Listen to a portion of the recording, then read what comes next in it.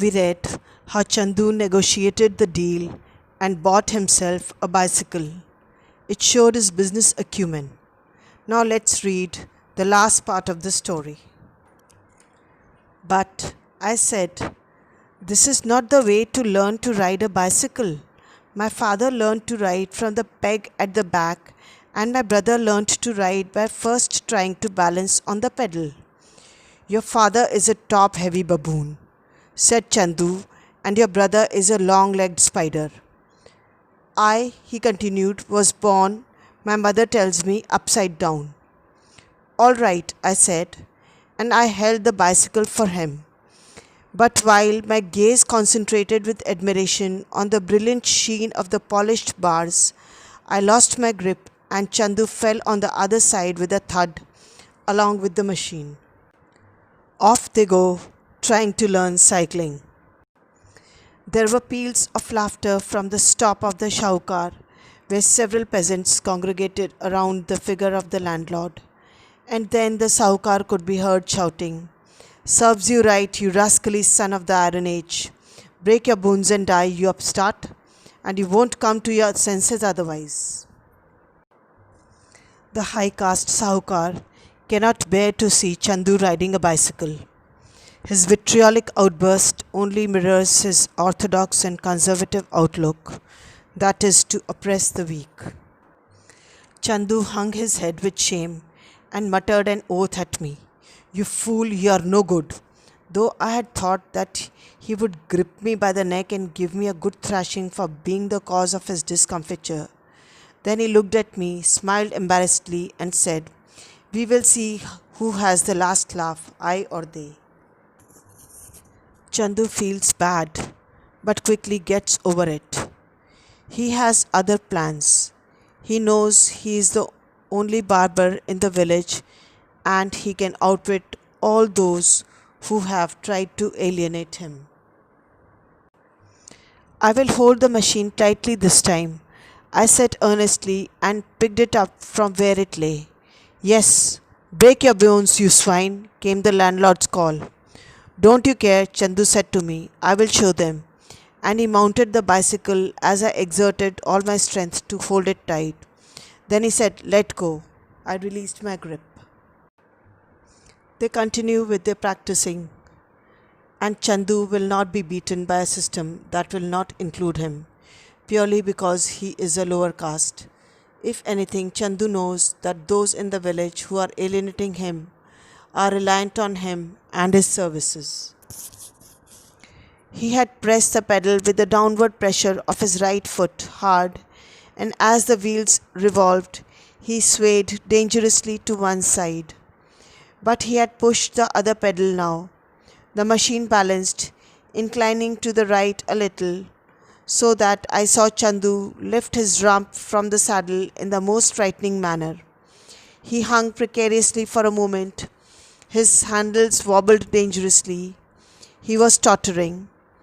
At this juncture, a mixed noise of laughter and sarcasm rose from the congregation at the shop, and I thought that Chandu would come to grief with this confusion, if not on account of his utter incapacity. By a curious miracle, however, Chandu's feet had got into the right rhythm for pedaling, and his handle had adjusted itself to his stiff hands, and he rode off with me, running behind him, bursting myself with enthusiastic shabashes. A half a mile run, and he repeated the trick. This is how everybody learns to ride a bicycle, isn't it? Though I was very eager to share the joy of his newly acquired skill, I didn't see Chandu the next day, as I was being taken to see my aunts in Varka straight from school. But on the third day he called for me and said that he would show me the joke he had talked of the other day.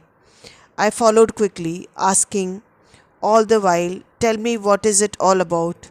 "Look," he said, hiding behind the oven of the village potter. "Do you see the congregation of who's there?" I explored the various faces, and for a moment I was quite baffled.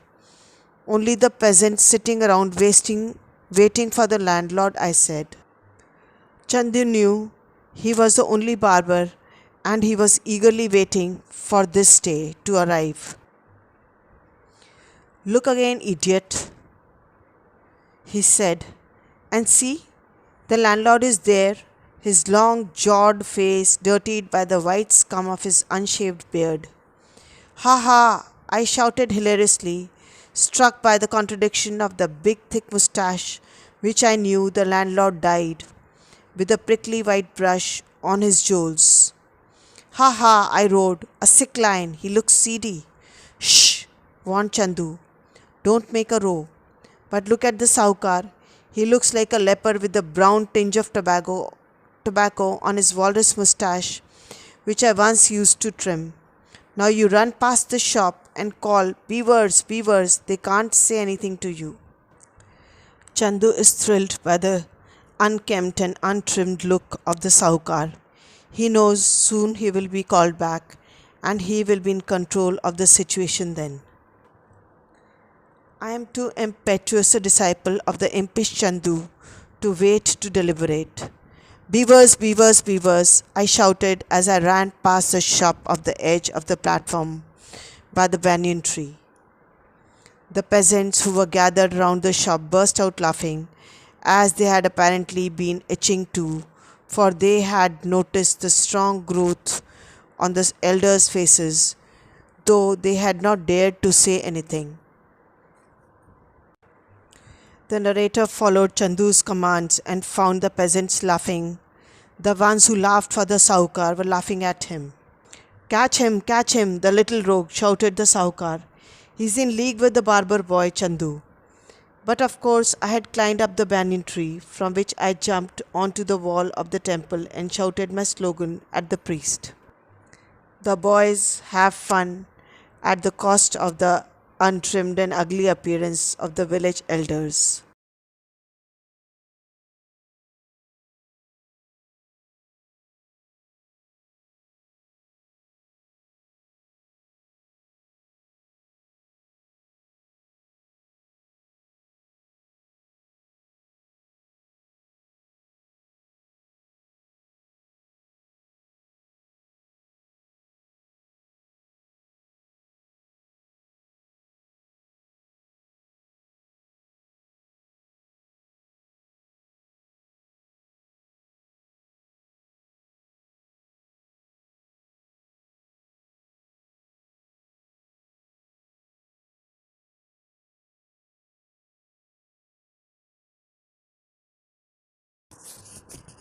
The rumor about the barber boy's strike spread, and jokes about the unkempt beards of the elders of the village became current in every home.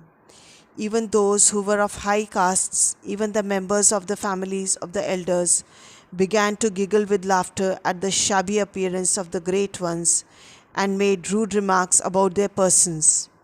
And it was said that at least the landlord's wife threatened to run away with somebody because, being younger than her husband by 20 years, she had borne with him as long as he kept himself in trim shape, but now but was now disgusted with him beyond the limits of reconciliation.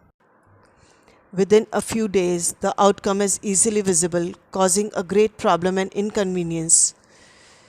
The result is that the landlord looks hoary and his wife has even threatened to leave him.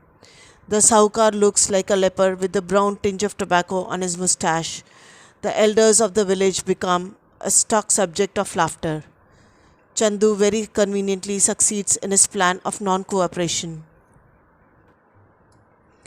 Chandu did good business in town during these days and saved money, even though he bought new clothes and new tools for himself and gave me various presents. The village elders threatened to have him sent to prison for his offences and ordered his mother to force him to obey before they committed him to the police for a breach of the peace. But Chandu's mother had, for the first time in her life, touched the edge of prosperity, and she told them all what she thought of them in a language even plainer than that in which she had always addressed them. Then they thought of getting the barber of Varka to come and attend them, and offered him an anna instead of the 2 pies they had usually paid to Chandu. The villagers approached the barber at Varka with a double money offer, but in vain. The villagers reel under the new situation while Chandu makes hay in the town. Chandu, however, had conceived a new notion, this time newer than those he had ever thought of before. Having seen the shop of Niranjan Das, the barber of the town, he had applied his brain to the scheme of opening a shop on the wayside at the head of the bazaar in partnership with his cousin, the barber of Varka, and with Dhunu and the other barbers within a range of 7 miles from his village. He proposed his new idea to his cousin and Dhunu and all the other barbers at a special meeting of his craft. By that gift of gab which he had, besides his other qualities of head and heart, he convinced them all that it was time the elders of the village came to them to be shaved rather than that they should dance attendance upon their lords and masters. Rajkot District Barber Brothers Hairdressing and Shaving Saloon has been followed by many other active trade unions of working women in our parts. Chandu summons all the barbers in the purview of 7 miles and convinces them that it was high time that all the elders came to them and that they must stop dancing attendance to them.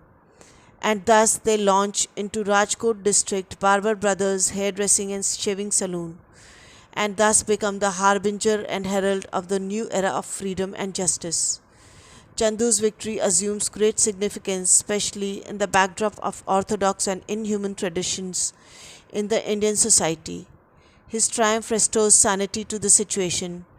It is not a win which belongs only to Chandu. It is victory of justice, parity, morality, and rejuvenation of human dignity.